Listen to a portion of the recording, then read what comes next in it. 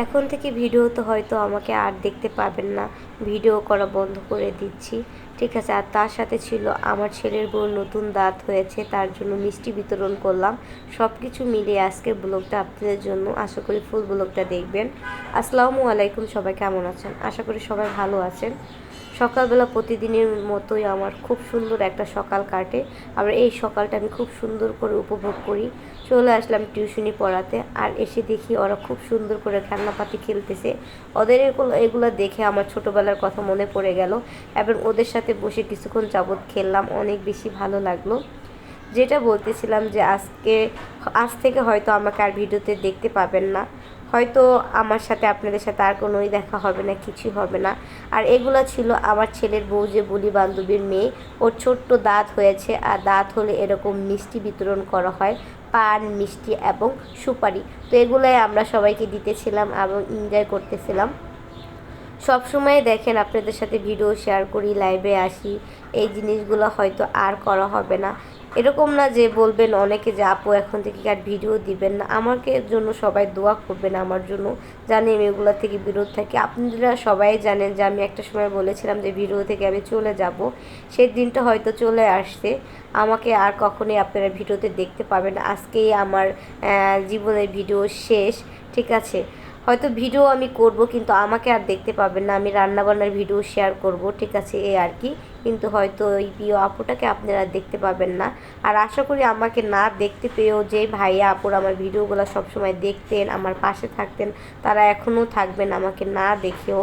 কারণ সবাই কয়েকদিন যাবত অনেক ভাইয়ারা মেসেজ আপুরা বলতেছে আপু ভিডিও কেন করেন না, লাইভে কেন আসেন না। হয়তো আর তাদের সাথে আমার লাইভে কথা হবে না, আর ভিডিওতেও দেখা হবে না, ঠিক আছে। আজকের জন্য পুরোপুরি আমি আড়াল হয়ে যাব, ঠিক আছে। আমার জন্য সবাই দোয়া করবেন, আল্লাহ যেন আমাকে পুরোপুরি হেদায়েত দান করে, ঠিক আছে। অনেকে বলবেন যে হঠাৎ করে কেন চলে যাচ্ছেন ভিডিও থেকে, ঠিক আছে। একটা বছর যাবত অনেক বেশি পরিশ্রম করতেছি, কিন্তু কোনো থেকেই কোনো কিছু হচ্ছে না। এত কষ্ট করে সাফল্য হতে পারলাম না, ঠিক আছে।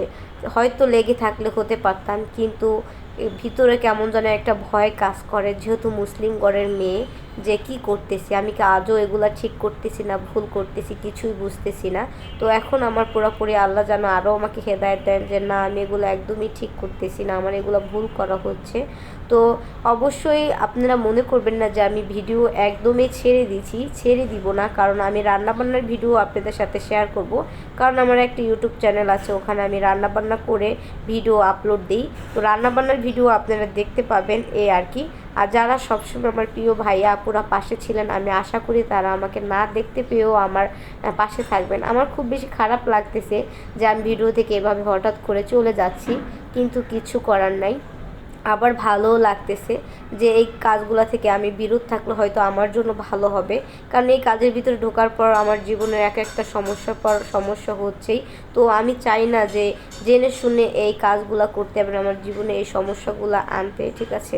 তো আমার জন্য সবাই দোয়া করবেন। আর একটা মেয়ের সবচেয়ে বড় একটা জিনিস হলো, আমার জীবনে একটা অপূর্ণতা আছে, সবাই আমার জন্য দোয়া করবেন যেন সেই জীবনে সবচেয়ে ওই কাজটা পূর্ণতা হয়। কারণ মেয়ে মানুষের যদি কি বলবো, ওই পূর্ণতাটা যদি না আসে, তাহলে তারা কোনো রকমে ভালো লাগে না, অশান্তি লাগে। তো সব কিছু মিলাইয়া আজকে এই পর্যন্তই, ঠিক আছে। আর আমার প্রিয় ভাইয়া আপুরা, আশা করি আমার অপেক্ষায় তারা এতদিন ছিলেন, হয়তো আজকের ভিডিওটা আপনাদের কাছে ক্লিয়ার হয়ে গেছে যে আপু হয়তো আর আসবে না। আর আমি অবশ্যই রান্নাবান্নার ভিডিও আপলোড করব, প্রতিদিন না করি, 2-1 দিন পরে পরে, ঠিক আছে। আমি আশা করি যে আমার প্রিয় ভাইয়া আপুরা এগুলো দেখবে। তো সবাই ভালো থাকবেন, আমার জন্য দোয়া করবেন। আমিও আপনাদের জন্য দোয়া করি, সবসময় ভালো থাকেন, সুস্থ থাকেন, পরিবার নিয়ে ভালো থাকেন। আর অবশ্যই মানুষের মনে কষ্ট দিয়ে কখনোই কথা বলবেন না। আর আল্লাহ সবাইকে হেদায়েত দান করুক। আসসালামু আলাইকুম, আল্লাহ হাফেজ।